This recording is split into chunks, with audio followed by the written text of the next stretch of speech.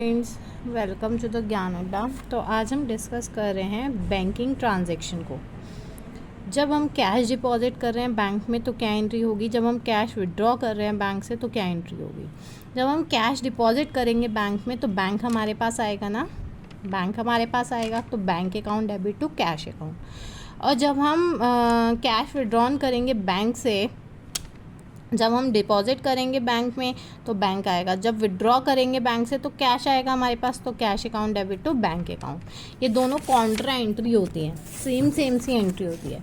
अब देखो यहाँ पर हमारी एंट्री है, when cheques draft are receive from the customer are deposited into the bank account on the same day. हमें चेक मिला था किसी से, कस्टमर से, और हम गए सेम डे, हमने बैंक में वो डिपॉजिट भी कर दिया। तो जब बैंक में डिपॉजिट करने गए तो सीधी सी बात है, हमारे पास बैंक आया और हमने क्या कर दिया, किसका अकाउंट हमने डाला, कस्टमर के अकाउंट में, क्योंकि हम चेक किसका था। अगर हम कस्टमर के अकाउंट को क्रेडिट नहीं करेंगे तो अभी भी ये बंद हो जाएगा। अगर हम उसकी जगह कैश नहीं कर सकते क्योंकि कैश हमें नहीं मिला है, हम कैश थोड़ा ना मिला है, बैंक अकाउंट डेबिट करना पड़ेगा क्योंकि बैंक आया, और टू कस्टमर क्योंकि उसका बैलेंस कम करना पड़ेगा, उससे चेक मिल गया ना हमें। हम सीधा ये, अगर हमें किसी से चेक मिला और हमने सेम डे बैंक में जमा कर दिया तो हमारी एंट्री, जैसे कैश मिलता है तो हम क्या बनाते हैं, cash account debit to Mohan, Mohan से चेक कैश मिला। ऐसे ही हमें चेक मिला, जब चेक मिलता है, ड्राफ्ट मिलता है, तो हम एंट्री बना देते हैं bank account debit to customer, यानी मोहन, सोहन, राम, श्याम, जो भी है। ऐसे ही जब हमें चेक या ड्राफ्ट रिसीव हो रहा है कस्टमर से और हमने बैंक में सेम डे उसे नहीं भेजा है, हमने सेम डे नहीं भेजा है उसे अभी, तो क्या एंट्री बनाएंगे। अगर सेम डे बैंक में भेज दिया है तो बैंक से एंट्री बनेगी, लेकिन अगर बैंक में नहीं भेजा है तो कैश से एंट्री बनेगी हमारे पास। और अगर on the date when above cheque drafts are send to the bank, और जिस दिन जब हम उसे बैंक में भेजेंगे उस दिन हम बैंक में डिपॉजिट करने की एंट्री बना देंगे। बात समझ आई।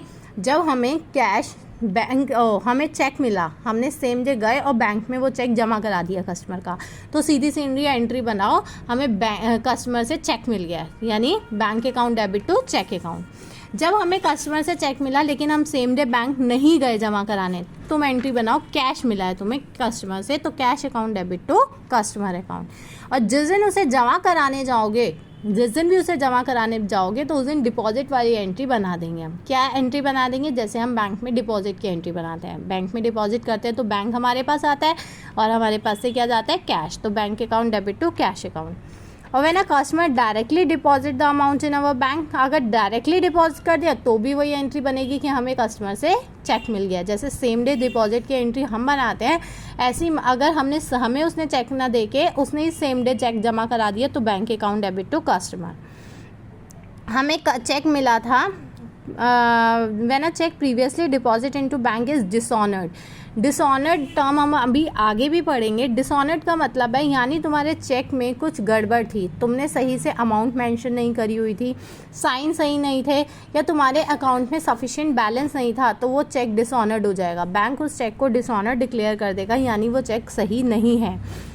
तो ऐसा हो गया तो अब वापस हमें कस्टमर के अकाउंट का बैलेंस बढ़ाना पड़ेगा। जब हमें पैसा मिला था तो हमने उसका बैलेंस कम कर दिया था ना, हमने दिखा दिया कि भाई उसके पास से पैसे मिल गए, उसके अकाउंट का बैलेंस हटा दो अब। लेकिन अब जब डिसऑनर्ड हो गया, यानी वो हमें तो पैसे मिल नहीं पाएंगे, यानी दोबारा से उसके अकाउंट का बैलेंस बढ़ा दो। कस्टमर का personal account debit to bank account. Bank अब जा रहा है और उसके अकाउंट में जैसे डिपॉजिट, जैसे तुमने सेम डे डिपॉजिट करने की एंट्री बनाई थी ना बैंक टू कस्टमर अकाउंट, तो अब तुम उसकी रिवर्स एंट्री कर दो, customer account debit to bank account. जब हमें चेक रिसीव हुआ था कस्टमर से, हमने उसको डिस्काउंट भी अलाउ किया था, और if the cheque is deposit in the bank on the same day, तो बस डिस्काउंट अलाउ करा था क्योंकि हमने सेल किया होगा, तभी तो हमें डिस्काउंट अलाउ करना पड़ा। हमने सेल करी तो डिस्काउंट अलाउड एक वर्ड और एक एंट्री और ऐड हो जाएगी, bank account debit discount allowed debit to customer account. अगर यही चेक हमारा डिस्काउंट वाला डिसऑनर्ड हो गया तो इसकी रिवर्स एंट्री कर देंगे हम, ठीक है ना। और जब payment is made by issue of cheque, हमने चेक इशू करा पेमेंट करने के लिए, अभी तक हमने जो एंट्रीज पढ़ी है वहाँ पर हमें चेक रिसीव हो रहा है, अब हम चेक के थ्रू पेमेंट कर रहे हैं तो टू बैंक। जब तक हमें चेक रिसीव हो रहा था तो हम बैंक को डेबिट कर रहे थे और कस्टमर के अकाउंट को क्रेडिट कर रहे थे। अब हमें पेमेंट करनी पड़ रही है तो टू बैंक कर दो और कस्टमर का अकाउंट डेबिट कर दो। कस्टमर नहीं लिखेंगे, लेकिन यहाँ पर हम पर्सनल अकाउंट लिखेंगे, क्योंकि कस्टमर वर्ड उसके लिए यूज़ करते हैं हम जब हम सेल करते हैं। जब हम सेल करते हैं ना तो हमें कस्टमर से पैसा, वो हमारा कस्टमर हो जाता है जिससे हमें पैसा मिलना होता है। अब हम परचेज़ किया हमने, तभी तो हमें पेमेंट करनी पड़ रही है, तो वो हमारा सप्लायर हो गया। या तो तुम सप्लायर वर्ड लिखो या पर्सनल वर्ड लिख दो। When expenses are paid by issue of check, तो expenses account debit to bank. When cash is withdrawn from the bank for the personal use, तो drawings account debit to bank. अभी तक हमने पढ़ा, जब भी तुम्हारी चेक के थ्रू पेमेंट होएगी तो जहाँ जहाँ कैश वर्ड यूज़ होता था वहाँ वहाँ बैंक वर्ड यूज़ हो जाएगा बस। अब इंटरेस्ट बैंक से चार्ज हो रहा है तो इंटरेस्ट एक्सपेंस है, interest account debit to bank. जब तुम्हें इंटरेस्ट अलाउ कर रहा है बैंक, अलाउ कर रहा है यानी तुम्हें इंटरेस्ट रिसीव हो रहा है। तुमने एफडी कराई थी, एफडी पे इंटरेस्ट मिलता है और लोन के ऊपर इंटरेस्ट चार्ज होता है। ये दो वर्ड्स हमें समझने पड़ेंगे। इंटरेस्ट चार्ज का मतलब है कि तुमने लोन लिया था बैंक से और बैंक ने उसके ऊपर इंटरेस्ट लगाया, तो वो तुम्हारे लिए एक्सपेंस हो गया, तो interest account debit to bank. और जब तुमने एफडी कराई और उस पर से तुम्हें इंटरेस्ट रिसीव हो रहा है बैंक से, तो वो तुम्हारी इनकम हो गई, तो bank account debit to interest. अगर बैंक चार्जेस लगा रहा है कोई, जैसे एटीएम है, तुम्हारे एसएमएस चार्जेस है, चेकबुक लिए उसके चार्जेस है, तो ये सब जो चार्जेस करते हैं तो ये भी बैंक चार्जेस नाम से टू बैंक अकाउंट की एंट्री के नाम से बन जाएंगे। तो guys go and fast to subscribe my channel. तो जो बैंकिंग ट्रांजेक्शन्स हमने डिस्कस किए, अब उसके ऊपर एक क्वेश्चन के थ्रू हम समझते हैं। ठीक है, अभी इसमें एक छोटा सा पार्ट है सिर्फ बैंक डिपॉजिट और बैंक से विड्रॉ करने का। अब हम इसके बाद एक डिटेल क्वेश्चन और डिस्कस करेंगे। ठीक है, तो उससे पहले आप please go and subscribe my channel. आपको new updates, new questions, new आपको जो है उसका प्लेटफॉर्म एक तरीके से मिल रहा है जहाँ पर आपको हर चीज़ एक डिटेल डिस्क्रिप्शन के साथ समझाई जा रही है। तो please like, share and comment.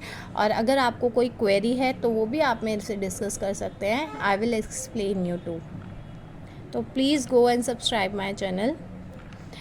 तो यहाँ पर उसने बोला है paid into the bank for opening a current account. Current account हम ओपन कर रहे हैं बैंक में, तो जब बैंक में अकाउंट ओपन करते हैं तो हमारे पास क्या आ रहा है, बैंक आ रहा है ना। हम बोलेंगे what comes in debit, what goes out credit. हम बैंक में पैसे जमा कराने जा रहे हैं, यानी बैंक में अकाउंट ओपन करने जा रहे हैं, तो बैंक अकाउंट डेबिट होगा और क्रेडिट क्या होगा, कैश अकाउंट। उसके बाद सेकेंड एंट्री में उसने बोला goods purchase and payment made by cheque. हमने गुड्स परचेज़ किया लेकिन पेमेंट जो करी हमने कैश में नहीं करी, ना ही पेमेंट जो है हमारी क्रेडिट वाली है। दैट मीन्स हमने ना तो उधार में ख़रीदा है और ना ही हमने कैश में पेमेंट किया है, हमने पेमेंट की जगह उसको चेक दे दिया है।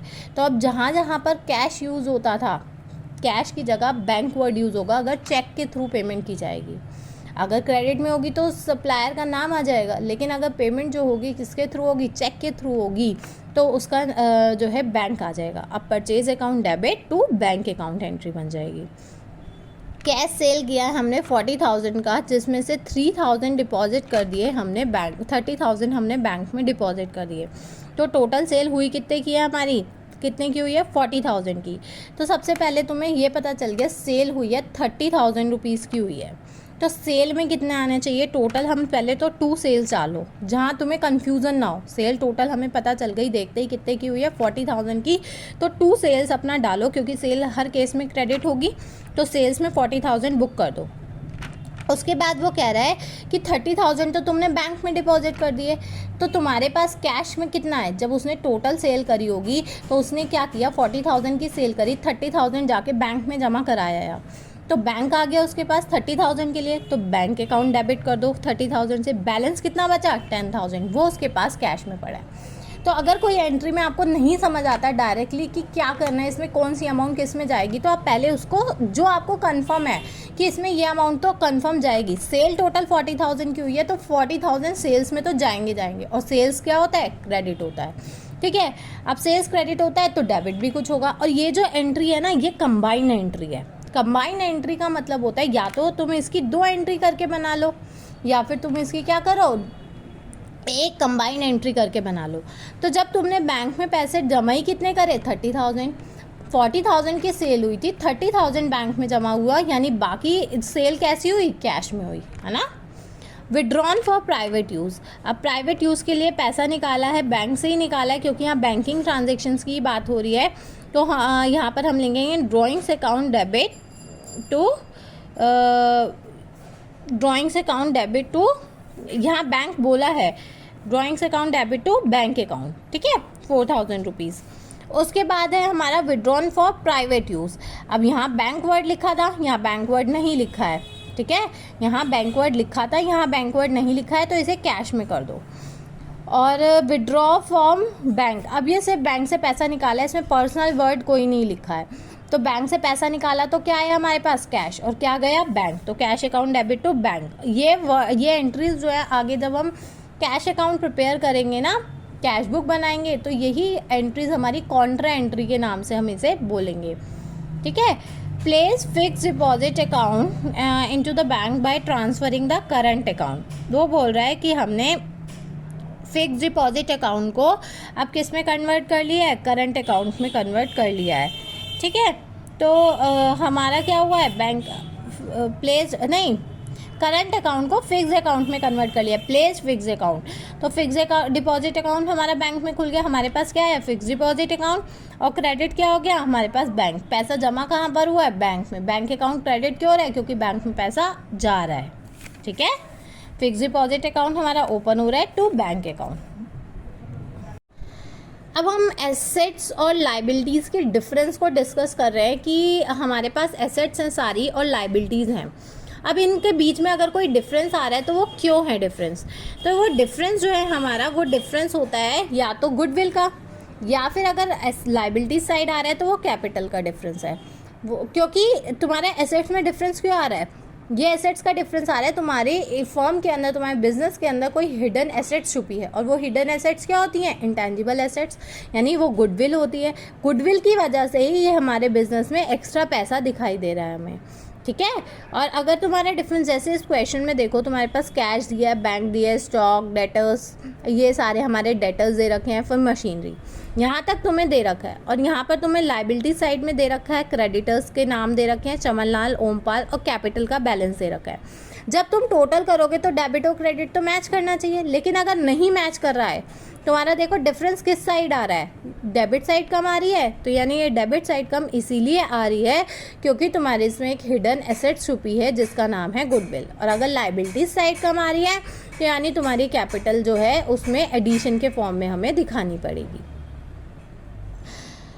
अब हम बात कर रहे हैं कि रवि है एक, जिसने हमसे 10,000 का उधार लिया था, हमने उसे एज अ डेटर शो कर रखा था अपनी बुक में। एक रवि पर्सन है, यहाँ पर रवि ने जो 10,000 उधार लिए थे, अब वो इंसॉल्वेंट हो गया। इंसॉल्वेंट का मतलब होता है दिवालिया, हिंदी में दिवालिया मतलब हाँ, उसके पास कुछ भी नहीं बचा है, उसके पास बिल्कुल पैसा नहीं बचा है, और बैंक ने उसे बैंक की तरफ से और बाय द कोर्ट उसे डिक्लेयर कर दिया गया है कि इसके पास अब पेमेंट करने के लिए, किसी का पैसा चुकाने के लिए कोई अमाउंट नहीं बची है। उसका घर भी बिक चुका है, उसका सब कुछ जो है बिक चुका है, अब उसके पास पेमेंट करने के लिए कुछ नहीं बचा है। तो अब हम क्या करेंगे, जब बैंक ऐसे उस कोर्ट उसे डिक्लेयर कर देता है एज अ इंसॉल्वेंट, तो जितना पैसा उससे रिकवर हो जाता है वो तो हम दिखा देंगे कैश में। मान लिया कि उससे हमें लेना 2 लाख रुपये था, 10 लाख रुपये था, लेकिन उसमें से हमें 30,000 रुपये, 40,000 रुपये मिल गए हैं, तो वो जो मिल गया वो तो कैश दिखाएंगे ही दिखाएंगे,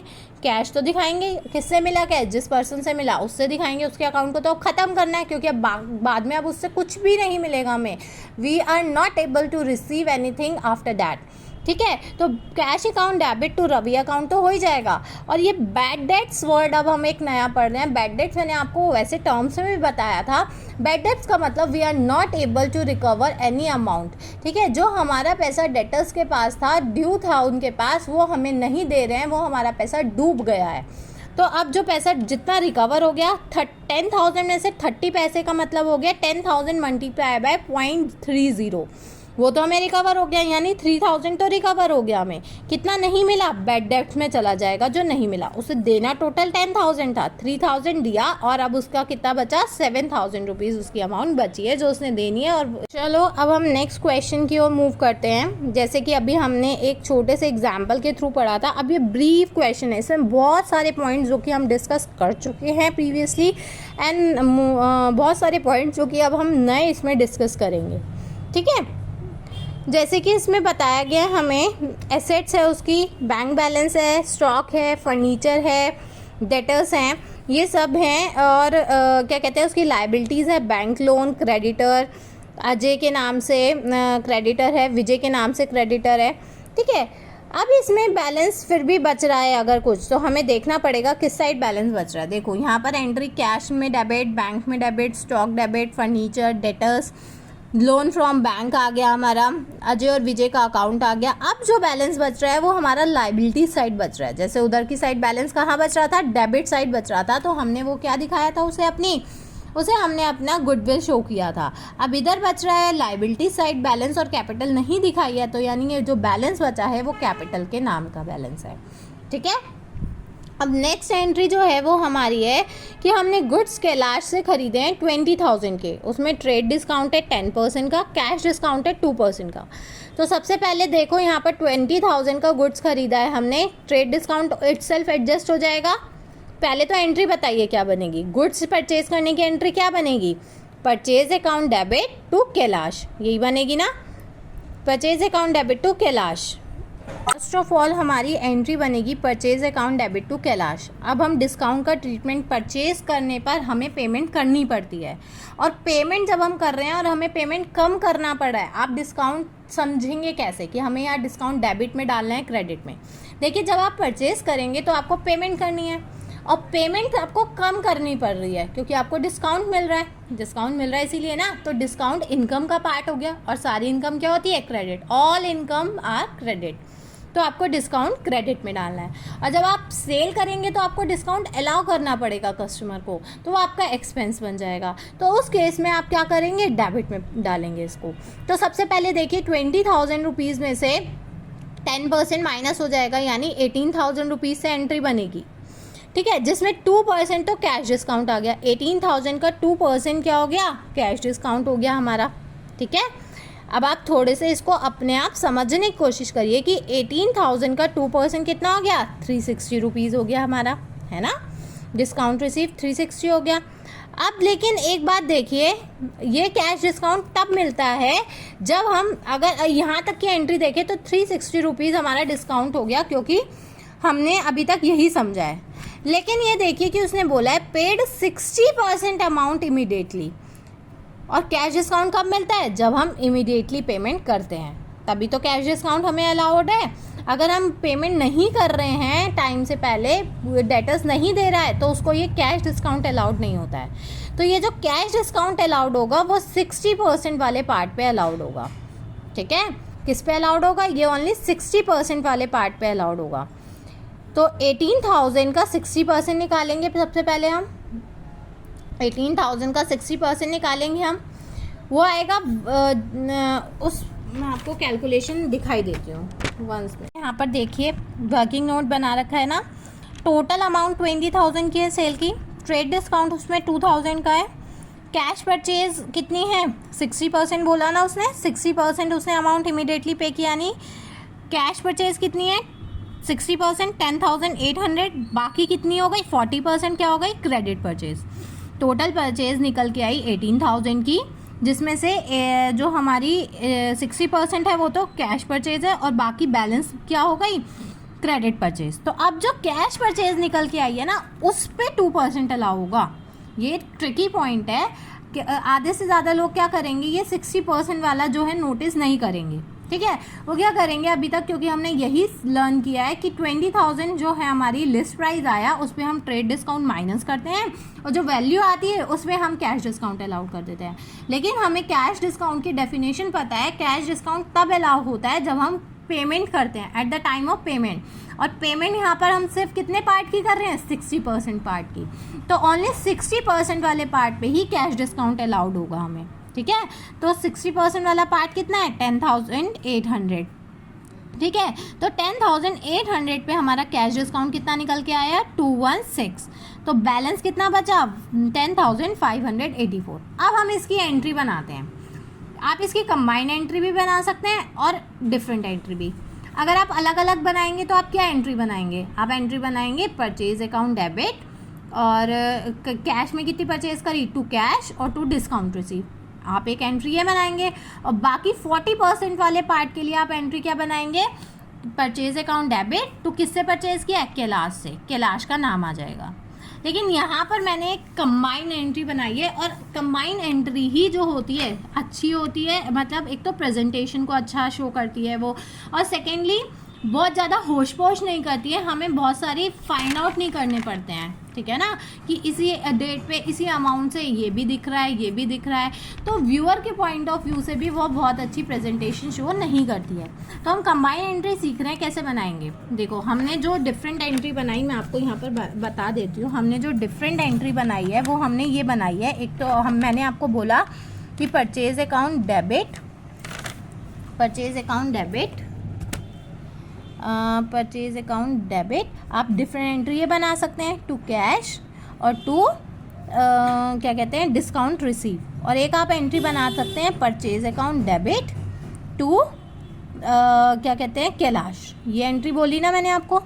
तो आप देखो यहाँ पर परचेज में आप कितना डालेंगे, यहाँ पे परचेज में कैश परचेज कितनी है आपकी, कैश परचेज आपकी यहाँ पर निकल के आई थी 10,800 की, तो 10,800 और डिस्काउंट इसमें से कितना था तुम्हारा 216 का, और बैलेंस ये आ गया आपका 10,584 रुपीज़, ठीक है, ये हो गया।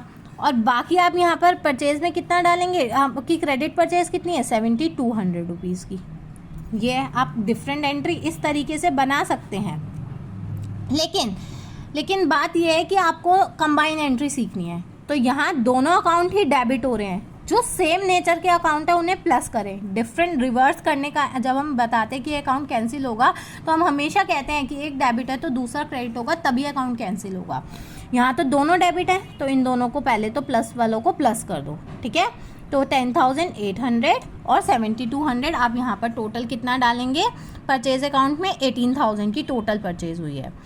और बाकी देखो सब क्रेडिट हो रहा है, कैश भी क्रेडिट हो रहा है, डिस्काउंट भी क्रेडिट हो रहा है, और आपकी ये जो डिफरेंट करके कंबाइन एंट्री करने का जो आपका ये, अगर आप कंबाइन एंट्री बनाना सीख गए तो ये आपका रेक्टिफिकेशन ऑफ एरर में भी बहुत काम आएगा, बहुत यूज़फुल होगी ये चीज़ आपके लिए। तो आप सीखिए यहाँ पर इस चीज़ को करना। तो ये तीनों अकाउंट हमारे क्रेडिट है, कैश भी क्रेडिट है, डिस्काउंट भी क्रेडिट है और कैलाश भी। ये तीनों अकाउंट हम यहाँ लिख देंगे, cash account debit, discount receive account debit और कैलाश। कैलाश जो है हम हमेशा याद रखना, कभी भी नाम के आगे अकाउंट नहीं लगेगा। तो thank you so much, bye bye.